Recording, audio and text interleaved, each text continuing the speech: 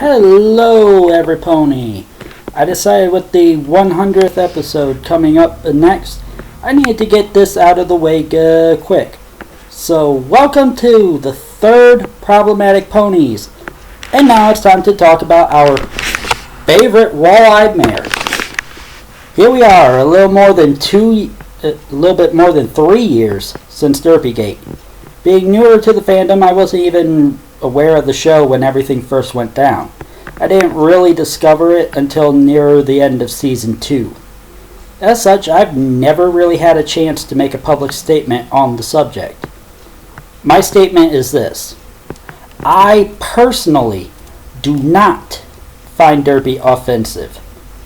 That said, I can see how others can read her that way. And sadly, Hasbro, as a business first, did what they needed to do when they learned she could be taken that way. Let's start with the name Derpy. Some people can read it as ableist. I personally don't. I've never used it that way, and most of the people I know that have used it don't either.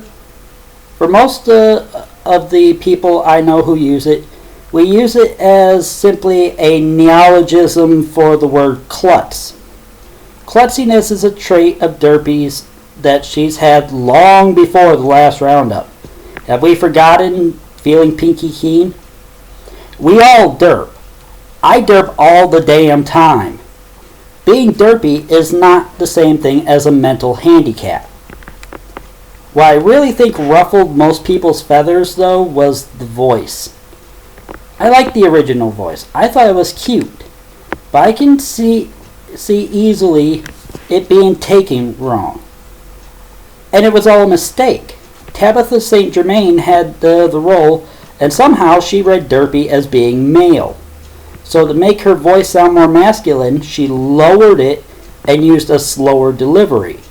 What came out, sadly, sounded less masculine and more like a really bad stereotype. Combining that with the fact that Derpy is not only klutzy, but has a visual impairment as well, it's not hard to see how some folks could misread her. Should they have edited the scene?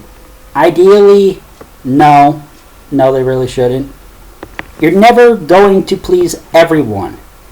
And you as a creator are not responsible for how your audience interprets your work, especially in the age of the death of the author. And as for myself, I think the social crusader, think of the children types can piss off and with their stilted anti-artistic opinions, and that those opinions should have no bearing on the creative process at all.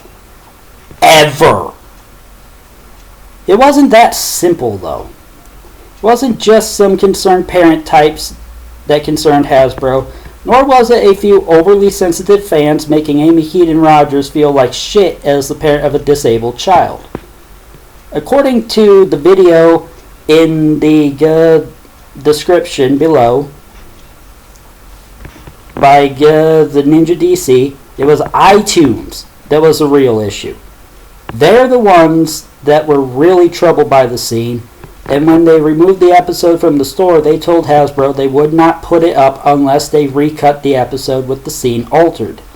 So you can stop sending your death threats to Hasbro, Amy, Megan, or anyone else on the creative team, okay? In fact, stop sending death threats, period. While my last comment is a rebuttal to at least part of Jed Blue's reaction to the fiasco, I will agree with him that our collective reaction, while understandable, was too much. And it continues to be too much. It was 3 years ago, and she's had a triumphant return last season. It's time to grow the fuck up and move the fuck on! Lastly, this is a minor personal nitpick, but I want to talk a little bit about something Jed brought up in his article on Derpy Gate in his second My Little Pomo collection. In it, he takes umbrage with the Derpy's apology video. He considers it sentimentally manipulative. But I wonder if he knows the whole story behind it. For those that haven't seen it, again, link in the description. The video is an animation of an audio post Pierce Smolder, aka Jitterbug Jive / Bald Dumbo Rat, posted in the aftermath of the initial recut. Jitters is one of the most cherished content creators in the community. He hosted a Q&A radio show as Derpy, way back on Everfree Radio back in the day. He runs the Lovestruck Derpy, Discord Hooves, Zerum Hooves, and Crapplejack Tumblr blogs, and is co-creator of Bedevil Derpy. And he is the producer, director, and head writer for the Dr. Hooves and Assistant radio play. He is also considered the go-to voice actor for Derpy, playing her in Dr. Hooves and Assistant and the dub of Lovestruck, as well as in other fan projects like the Derpalicious video and Project Thundercloud. His interpretation of the character is generally considered the definitive one. He's one of Derpy's biggest fans, or was, but that's a topic that deserves an entirely separate video all its own, and does not consider her problematic. But perhaps to Jed that doesn't matter, if he was even aware at all. I'm just putting it out there just in case. So, there you have it. There's my say on Derpygate. Now, can we all get back to our lives? Derpy's back, and it looks like there's big things coming for her.